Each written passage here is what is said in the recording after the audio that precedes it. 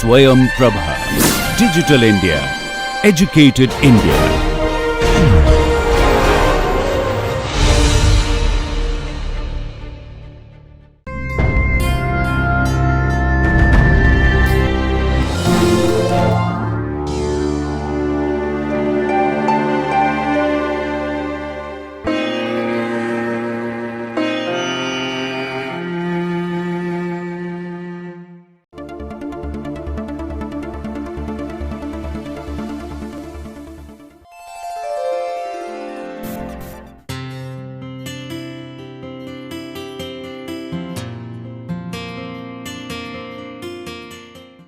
Good morning everyone, welcome back to our lecture series on advanced hydraulics. As you know, we are in the 6th module. Today is the second lecture of this particular module on turbines. Today we will be going to take a portion related to pumps. For example, in the last class, if you recall them, we have briefly discussed on what is meant by turbo machine. So you have remembered that turbo machine involves pumps and turbines and some other instruments as well. So, how the impact of high speed jet of water occurs on a flat? What is that impact due to a high speed jet of water hitting a flat plate? You have analyzed that, what is the force exerted. These things also we have seen it in the last class. We have applied the momentum principles to analyze the above situation both in flat plate and curved plates and all. Today one of the turbo machine which we are interested to analyze is pumps, because as I said in the previous lecture, if you go to the site, you may be required to investigate about the pump facility is there. So, or even as an engineer, when you have to go there and visit the things, even in irrigation sector, not only in hydropower sector, the pump facility, whether the pump design is sufficient for the extraction of water and all. So, some basic knowledge on pumps that will be covered in this particular topic. Let me introduce about the pumps. So, pumps are the turbo machines that are used to extract or transmit any liquid from a source to another location. So to provide this thing, that is, if you want to transmit water, what is the thing required? You need to supply certain quantity of energy. You need to provide energy, and that energy will be utilized for transmitting water. For a simple steady state condition, if you apply energy equation between two sections, if you see that, then you will observe that the energy is added between. For example, I am just drawing a line diagram in such a way that you recall the steady state, mostly in our open channel hydraulics and all, we were able to apply Bernoulli's equation, that is, or the energy equation also, if you recall that, you are able to apply that. So, the Bernoulli's equation, what it was stating, if you remember them, if you take two sections, then the total hydraulic head or total energy head in both the sections, they will be same, or if there are losses, then that quantity also you need to take into account. In this particular situation, if I take, say, a line diagram, means where, so this is the section 1 at a particular location. You can envisage it as some maybe channel or maybe some water resource body and all. And another section is there too. Fine. So, water you need to extract, you need to add. So, there will be some energy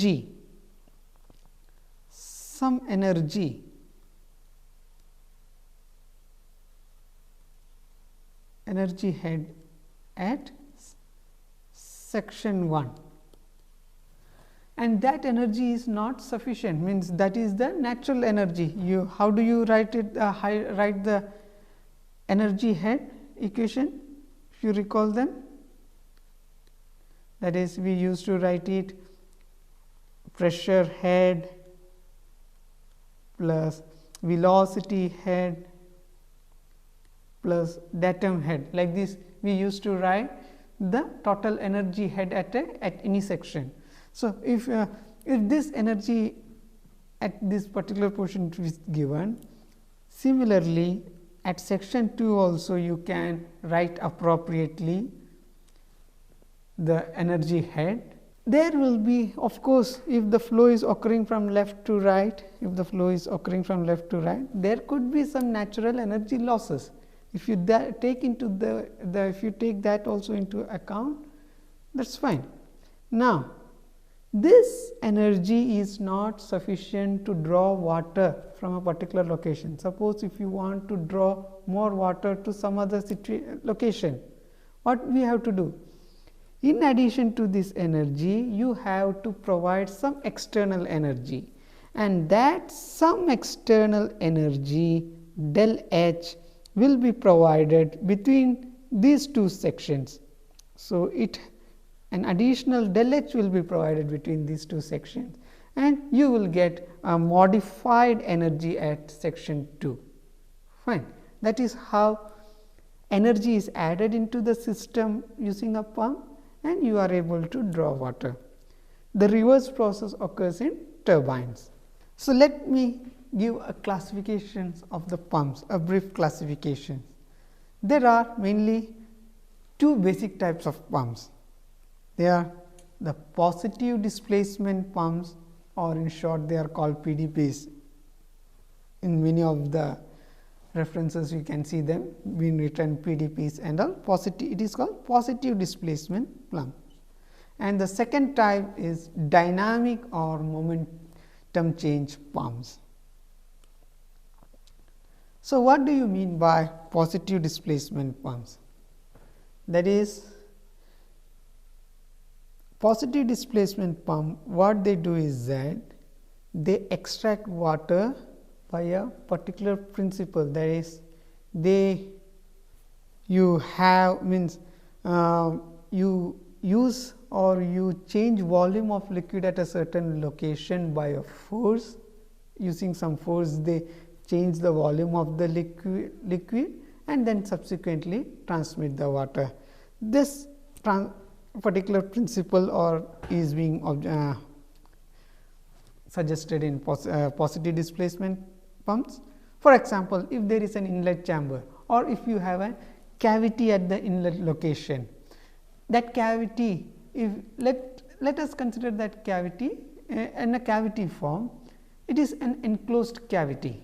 If that cavity is now open to certain water location, wherever water is available, then fluid is allowed to enter into the inlet to the cavity. Once the water enters, the cavity gets closed. Now, inside that cavity, water starts getting rotated through some other mechanisms. You can provide some appropriate instruments like rotor mechanisms and all, and also it gets squeezed. The outlet of the cavity now opens and the water gushes out through that outlet. When it gushes out, it will be having more speed, more velocity. This is the principle behind the positive displacement pump. A very simple example and one of the highly quoted example is the heart of any animal or any human being. So, we can just give some classification of the positive displacement pumps. How the positive displacement pumps are classified? One of the first classification is reciprocating pumps. So, the reciprocating pumps consist of piston or plunger pumps.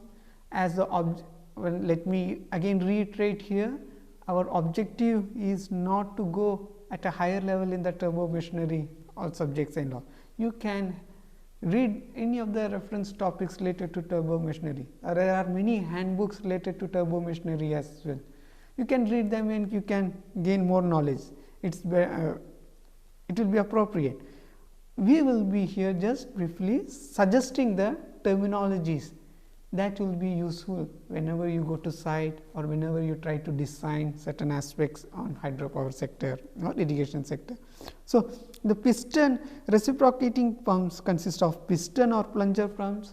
It consists of, it can be a diaphragm pump, then it can be, I am sorry here it is wrongly typed, this particular, it is not dynamic. So, the piston or plunger pump consists of reciprocating pumps consist of piston or plunger pumps and diaphragm pumps.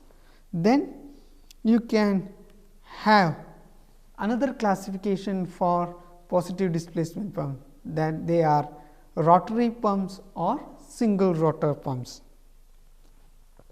You will be also in rotary pumps, you may see examples like sliding vane pumps, flexible tube pumps, screw pumps, peristaltic pumps. Okay. So, just see the figures. We have quoted this figure from the Tata McGraw-Hill published book Fluid Mechanics, authored by FMY. So, in that from the figures we can see the reciprocating just the portion of reciprocating cross section sectional views of the, it consists of liquid chambers, suction check valves, you can see here inlet means. So, the cavity portion is there, then it opens, then it rotates, then it gives the discharge at this location. Similarly, in the rotary pumps you can see sliding vane pumps. So, the vane slides, and due to the sliding it opens at one portion and closes at another portion, like that principles are there. Flexible tube pumps are there in rotary, single rotor rotary pumps and all. Like, so, such figures are taken. Now, rotary pumps can also include multiple rotors. Some of the figures are given here, external gear pump. Then we have given another example of lobe pumps, screw pumps, circumferential piston pumps. Like these classifications are given. You can just note it down. So, as per the means you have double rotors here, you can see the two rotors here, in this also multiple rotors are there, double screw, double circumferential, 3 lobe pumps and all. So, we are not going to discuss on the design aspects of these machines. So, PDPs, as we suggested, in the positive displacement pump, the cavity opens and it allows water inside, then the cavity is closed, water gets rotated and squeezed, and the cavity door is open and water gushes out through that, right. That is the mechanism going on. So, in this case, the inlet and the outlet of the pump, it is not operating simultaneously. You are having that, it is some sort of a periodic state. An inlet will be open, it allows water, then it closes, then outlet opens. So, it involves some periodic mechanism. So, the flow from positive displacement pumps are usually periodic. This is because, as we suggested, the cavity volume opens, traps and rotate and squeeze the water before closing. In this mechanism, any type of fluid can be used for pumping, whether it is a low viscosity liquid or whether it is a high viscosity or even sludges in environmental. You can use the positive displacement pump for pumping those materials. But you need to take care, you cannot operate in every conditions the positive displacement pump. If the outlet of the pump gets closed due to some or other reason, then definitely you need to take care, because if the outlet gets closed, a huge pressure starts building up inside the motor, and this pressure, it can burst the entire machine and all, and you cannot directly operate them. So, you need certain types of valves to reduce the pressure or to release those pressure from appropriate places. So, that mechanism is required. So, you take those things into picture. Let us go into the next type of pumps. We suggested that there are two main classifications of pumps: positive displacement pumps and dynamic pumps. We will be discussing here on both the aspects. Now, briefly let me tell what is dynamic pump. The theory of this dynamic pump is based on the very simple concept of change in momentum. So, even in the last class you have studied for the vanes, if a high speed jet impacts a jet, that involves change in momentum, that will create force. So, that simple principle is being used, but here what we are going to do? We are now going to add momentum to the system. If you add further momentum to the system, definitely you are getting more force to those situations. So, more force is being created. So, that is the principle behind dynamic pumps. What are the types of dynamic pumps? It involves rotary pumps. Some of the rotary pumps are centrifugal pumps, axial flow pumps. So, please note as it centrifugal, you will be seeing that the centrifugal mechanisms are involved there. Axial flow, as the name suggests, there could be some long axis involved somewhere, and axial flow pumps means, so direct straight. You can have mixed centrifugal or it is also called radial flow.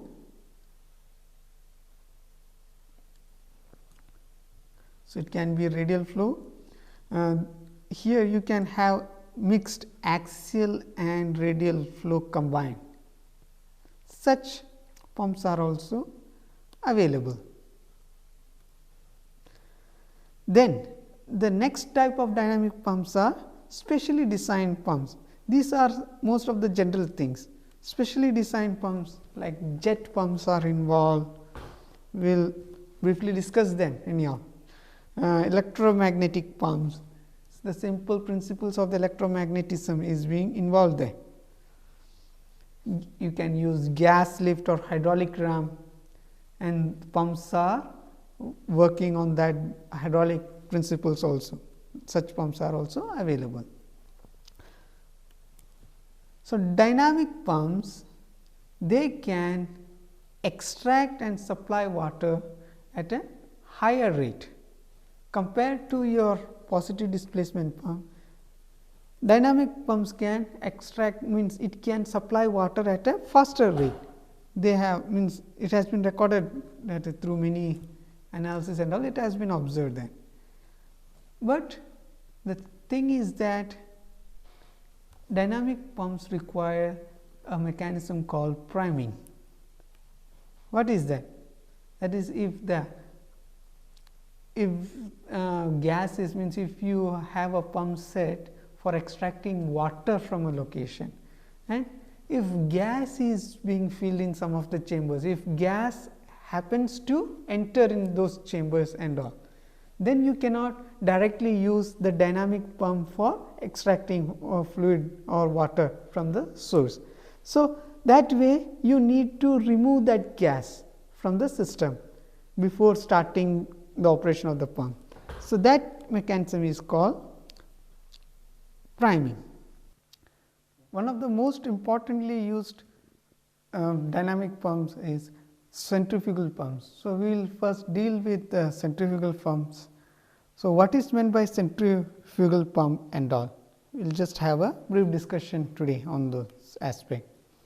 So, the centrifugal pumps, they are a type of rotodynamic machines. It has an impeller that rotates in a casing, then fluid enters actually into the casing. The fluid rotates inside the casing in the direction of the blades of the impellers, and it moves forwards tangentially and radially into the diffuser of the pump. Then water is then transmitted through the diffuser into the outlet. So, usually the fluid gains velocity and pressure while passing through the pump. So, I can just give a brief sectional view of the centrifugal pump and all. So, as we mentioned, it is a type of rotodynamic machine. So, you can have the sectional view, say a casing is given here, it is connected with an inlet, and let us assume that this is as the casing, and it consists of impeller blades and all. So, let us assume a this shaded region where water cannot enter, or it is connected to a shaft, it rotates. So, the impeller has some sort of blades,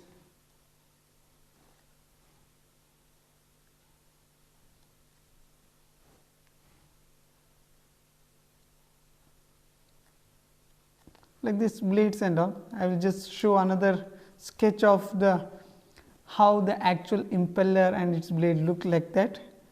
So, here just let us assume that. So, this is the inlet portion, water will come inside like this, in this, it will come in this particular direction. Then it will means along this, it will hit the impeller blade, it is rotated through some source, through some other energy sources, you are rotating the impeller blades. So, water also gets rotated along with it, then it gets transmitted, it goes further into the diffuser portion of the pump. Then from the diffuser portion, it is transmitted to the outlet, like that the water is getting pumped. So, usually what happens is the fluid gains velocity and pressure while passing through the pump. So, we have suggested that in pumps you are adding energy to the system, whereas in turbines the energy is taken from the system.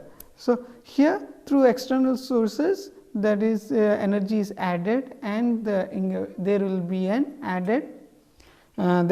increase in velocity and pressure of water. So, thereby the purpose of pump is being suggested. So, here we have just given sketch taken from F.M. White's Fluid Mechanics, published by Tata McGraw-Hill. So, there you can see a portion of impeller. This is how the impeller. So, in the inlet of the pump, wherever we have suggested this particular portion, it consists of such an impeller disc having impeller blades as shown here. Say there are various you can see curved impeller blades on that impeller disc. Okay. So, this is connected at the inlet. So, water comes and goes into the system like this. So, it will rotate. So, if the impeller blade is rotated, water starts rotating, then it goes tangentially as well as radially further into the chamber, other cavities and all. Then from there it is connected to a diffuser. From the diffuser, the water is coming out like this. From the impeller portion, it is coming, then it goes into the diffuser, it diffuses into the outlet chamber. So, this is how the impeller and diffuser portions looks in a motor, in a pump. So, you can see the blades. So, as we have already studied the vanes and all, you can clearly imagine when the water strikes these blades and all, you can use the same principles of vanes, means high speed jet hitting a vane and all. The same principles are applied here. So, the impeller blades, they are backward curve as shown here. The blades can be opened or closed, you can open or close appropriately. So, there is only a small passage available when the blades are opened. If you look into the previous figure slide and all, there will be only a small passage. So, from the inlet. So, you can go suggest now the centrifugal pump. Usually we analyze it with the following assumptions. We are first trying to suggest steady state conditions. The entire system is now in steady state condition. Then we neglect the effects of viscosity, we neglect the heat transfer mechanism. Then we are now going to apply Bernoulli's equation between sections 1 and 2. So, again I am just redrawing the portion. You have inlet here. Okay.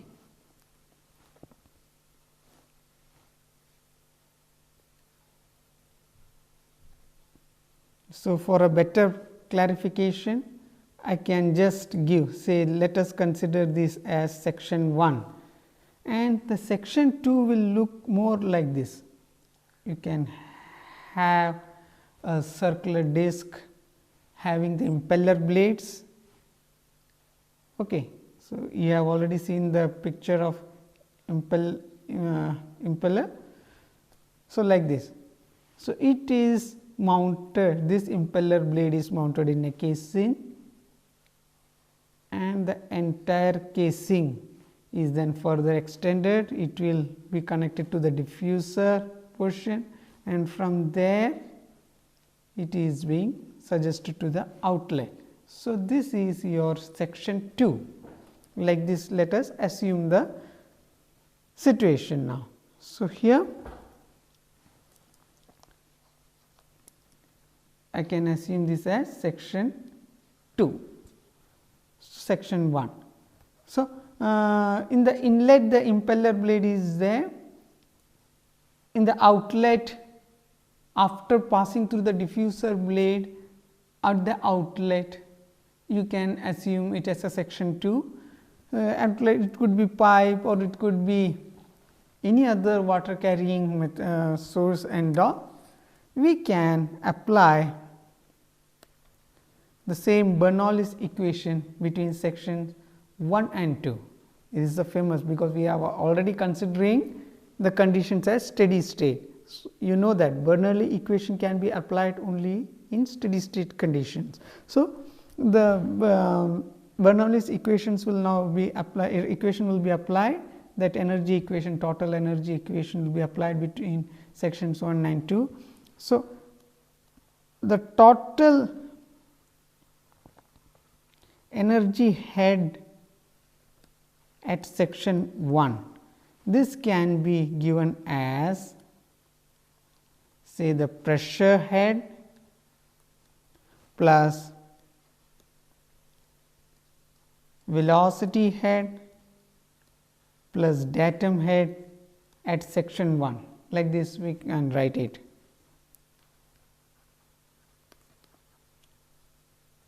Total energy head at section 2, this can be given as P by rho g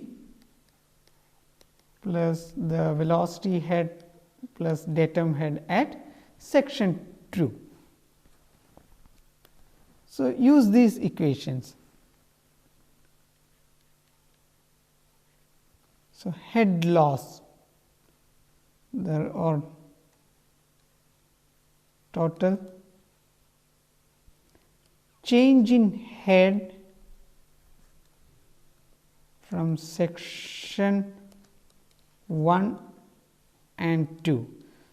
So, why I am writing it additionally like this is that you cannot claim it as head loss, right. In the pump you are supplying additional energy. So, you are gaining some energy. So, we can write it as total change in head from section 1 and section 2. So, that is del H. I can write del H, this is nothing but equal to the quantities total head at section 2 minus total head at section 1, okay. And this is nothing but equal to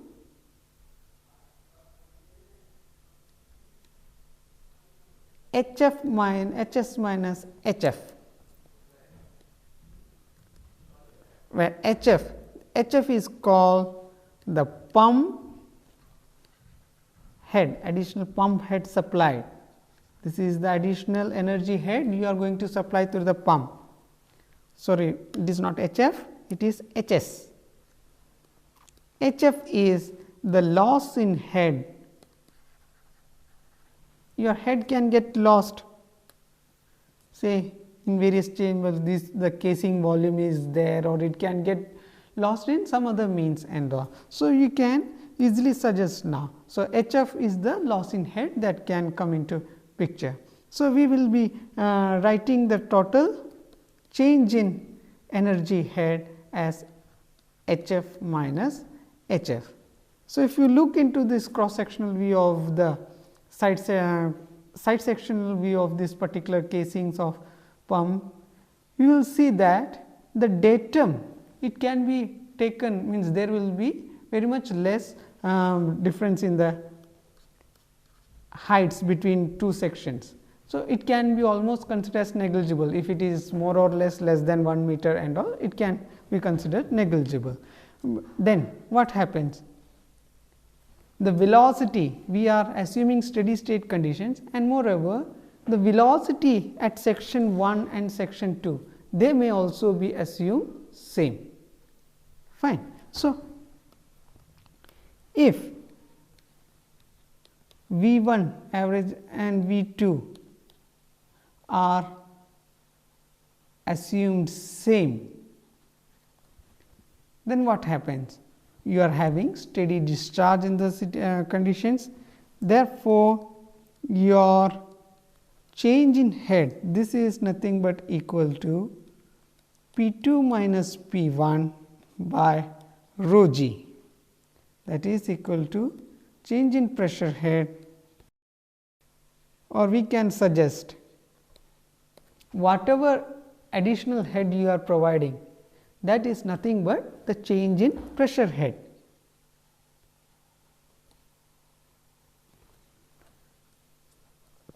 Okay. So, that way it is now easily understandable in the sense that the entire energy head, even though you supply energy head, although the total energy consists of pressure head, velocity head and datum head, the contributions or change in velocity head and datum head are negligible, and we consider the entire change in the energy head is reflected in the change in the pressure head of the system.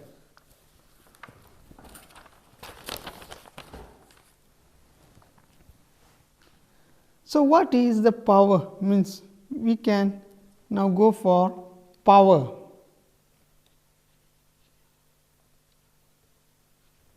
So, power delivered to the fluid.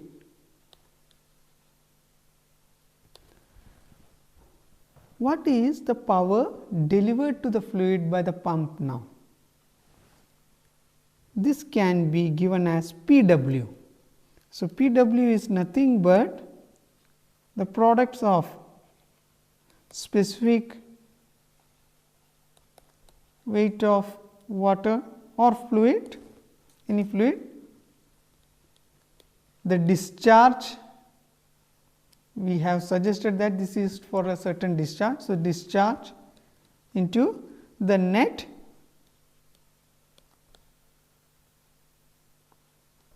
change in head, right. So, you just go to the previous portion, change in head is del H. So, that same thing will be taken here. So, specific weight into discharge into del H. So, this is the power intended to be delivered to the fluid by the pump.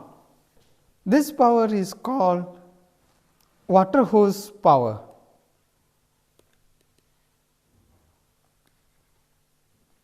So, this is the power that is required or that is supposed to be delivered by the pump to the fluid, so that the fluid can gain so and so energy.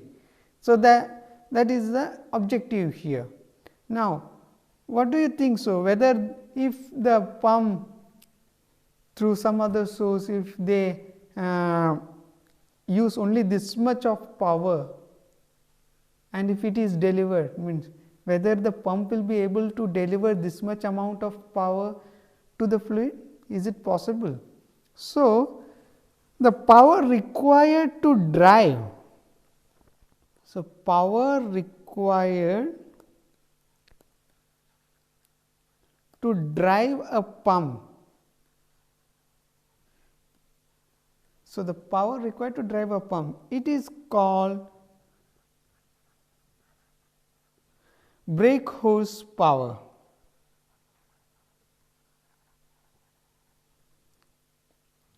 In certain books it is written BHP also. I will be using it as BHP. So, that is this much amount of power you have to supply to the pump, then only the pump will be able to supply a power PW to the fluid. So, what does that mean? Theoretically, pump requires more power and some of the energy is lost due to various losses and all, water losses and all. Subsequently, the amount of power transmitted to the fluid is PW. 100% efficient pump, which is not practically possible, have 100% efficient pump have PW is same as the power required to drive a pump. So, PBHP, but you know, due to various losses you can easily suggest that usually PW is less than PBHP. So, what is PBHP? How will you evaluate it? So, PBHP is usually given as the angular momentum into the torque of the shaft. Okay. So, the angular momentum into torque of the shaft, that is given as the power required to drive a pump. So, I can suggest it as shaft angular velocity.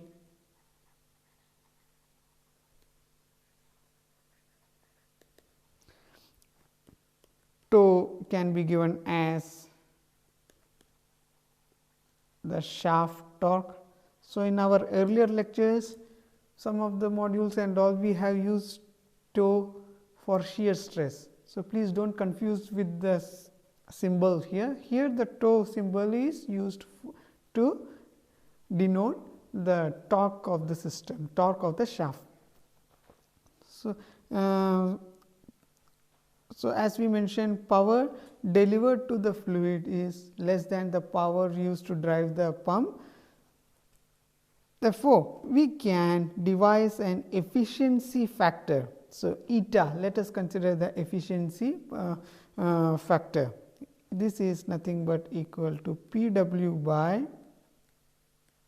PHB, where eta ranges from 0 less than eta less than 1.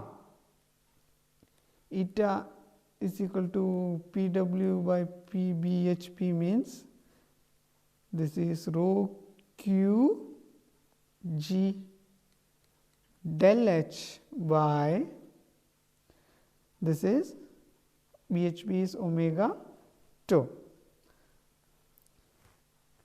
What should be a pump designer's aim? A pump designer's aim should be, he should like to design a pump that is having a high value of eta. So, what are the various losses that can reduce the value of eta? What are the various losses that can reduce eta? So, you can think of the efficiency condition, that is eta, you know, it is efficiency factor.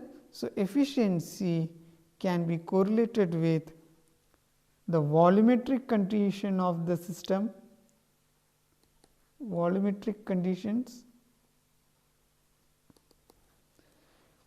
It can be interpreted with the hydraulic conditions. It means it happens that that particular pump design is not hydraulically efficient. So, there may be considerable loss due to bad hydraulic design.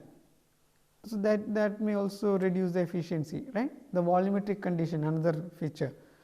Then the mechanical conditions.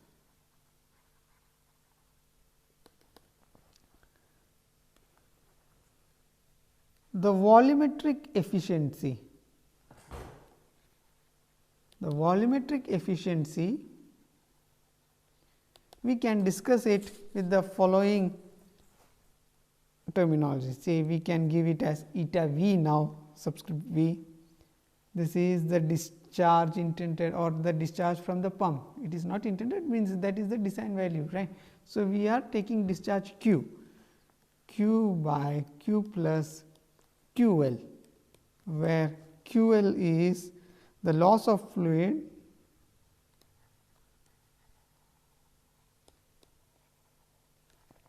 So, you might have seen several pump sets and all where some minor leaks are there, leakages or water is coming out from certain locations and all. So, they are all various types of leakages. So, there could be loss of fluid due to leakage.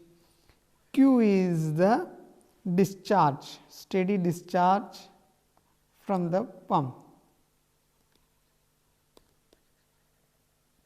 So, this is the volumetric efficiency relationship. Hydraulic efficiency. We can now correlate hydraulic efficiency, say by a factor eta h. This is nothing but 1 minus Hf by Hs. Can you recall these terms? Hf we suggested that loss in the total energy head due to various like friction and all. Hs is the energy supplied to the system, right. So, if the water system energy Hs is the energy supplied and energy head supplied to the system. So, there could be Hf can be of means Hf that is the losses can be of various nature. It can be due to shock, if some shock waves are generated or some shock is created, means abrupt interruption of water or some type of this thing that can create some loss. So, that is shock loss. Due to friction, there can be some loss in head, right, and due to circulation of water, there will be some loss in the energy head.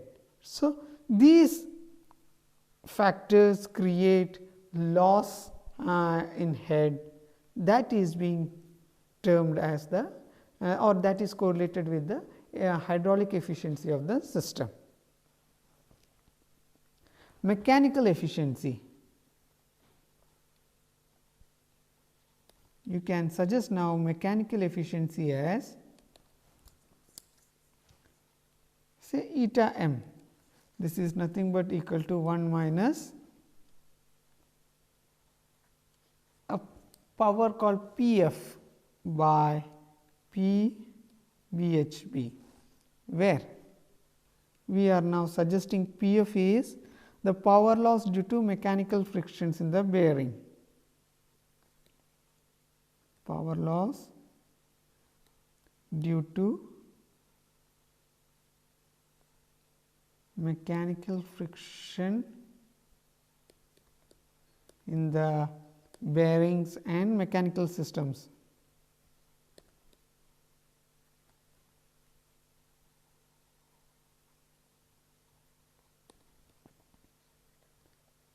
So, this is, see how it is getting differentiated now.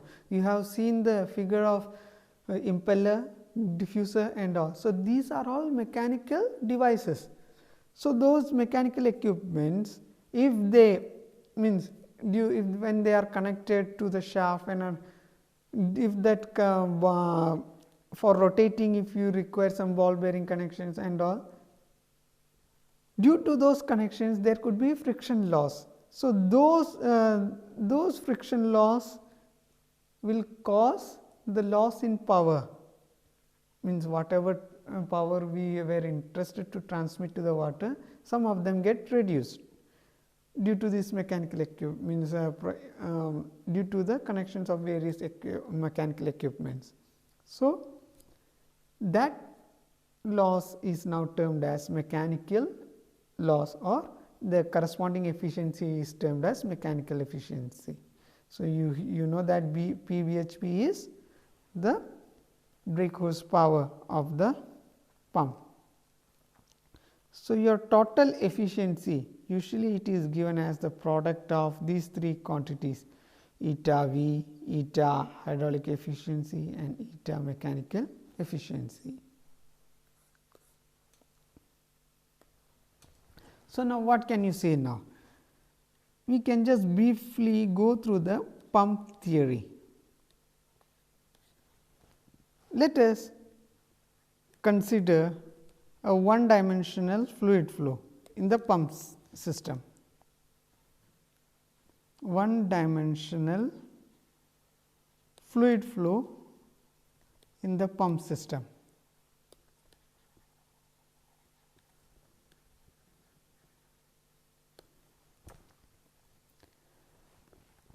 Now, if you recall the Reynolds transport theorem and all, so if we are considering this as the entire the pump portion as a system now, we can use the control volume theory. So, the entire pump is a control volume. Reynolds transport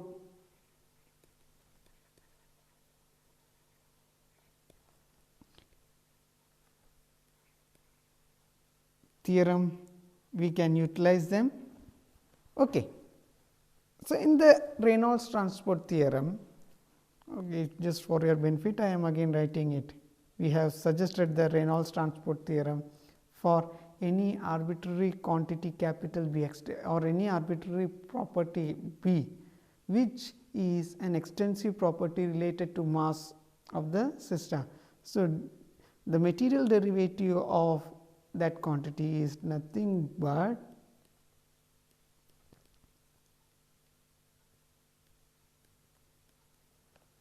the net amount of that extensive property generated within the system plus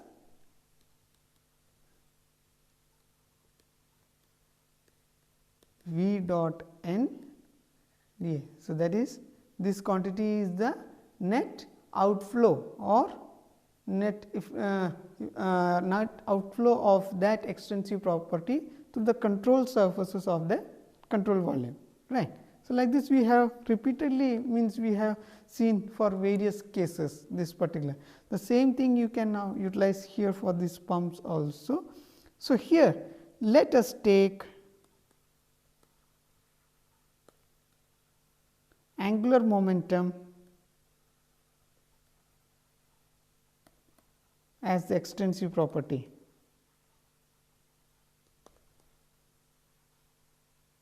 So, let us take angular momentum as the extensive property. So, angular momentum, it is a vector you can now suggest h as the angular momentum. Fine. So, h is the quantity b in the above equation, and we have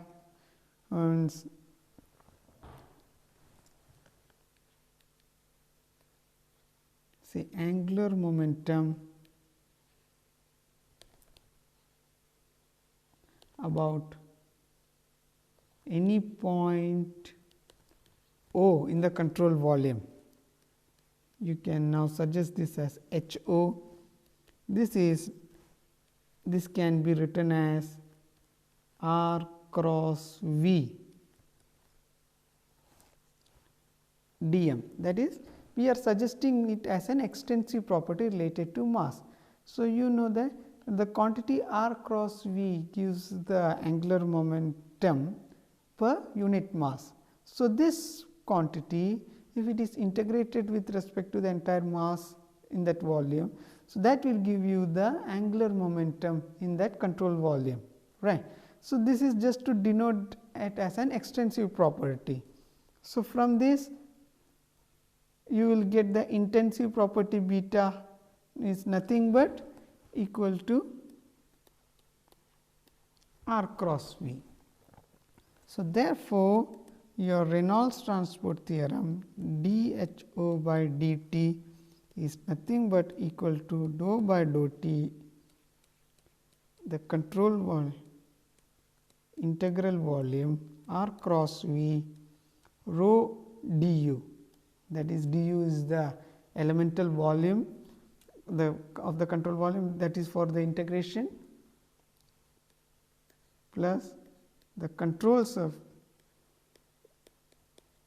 you are having areal integral R cross V rho V dot n dA. Just go to the previous slide, the same equation as specified here. For the angular momentum, we have suggested it now appropriately. Okay. So, as we suggested, the pump system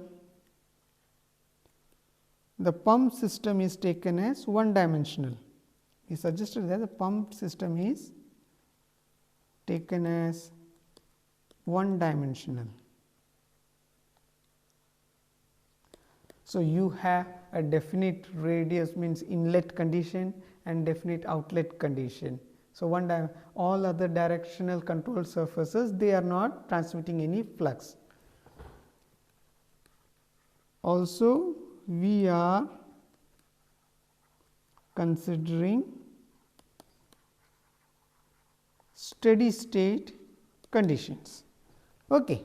So, we can have dHO by dt now is equal to R cross V rho V dot n. See here, the velocity is given in the vectorial form. We have not averaged it to the cross section, means any sections and all, that is averaged only after integrating the thing, or we can take the average velocity into area appropriately and suggest the quantities. So, this is nothing but if the momentum or the areal correction factors, if they are negligible, you can just take these quantities now. This is nothing but R cross V at the outlet into what is rho V dot n dA at any particular section. Say if I am taking an arbitrary, say if this is the inlet portion. So, this is the area, right. So, this particular area you are integrating. So, rho V dot n dA, you can now say write the same quantity as n is outward vector, unit outward vector from this surface. So, V. So, V dot n will give you the magnitude or the velocity, right, appropriate to that plane, appropriate to that plane. So, V dot n will give you. So, V dot n into dA will give you the discharge quantity, right, through that inlet. So, discharge into rho, what is that quantity? It will be the rate of mass coming in or going out.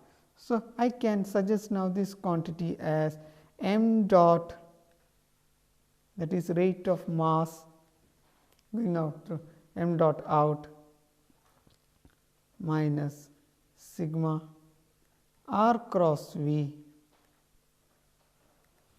inlet at the inlet.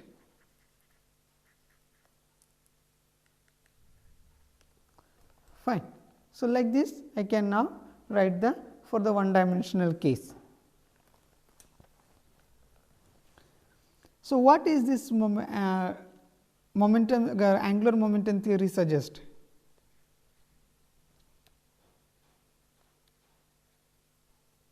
Angular momentum theory suggests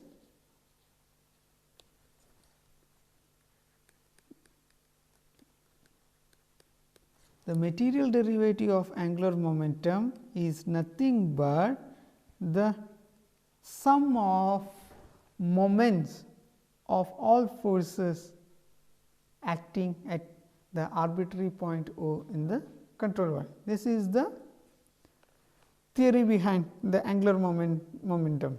So, that theory will be incorporating it here. So, we can, that is the sigma m o is the net moment of all forces at point O.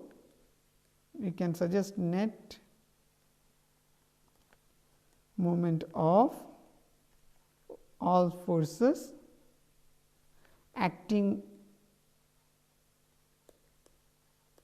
at the point O, right. Incorporate the same phenomenon now. So, we will be applying the same angular momentum theory for the blade impellers as well as the diffusers in the pumps. In the next class we will demonstrate or we will go through how, say, if you can devise a, say this is the, you have already seen the impeller disc. So, your impeller, I can just redraw the thing. So, it consists of inner radius and outer radius.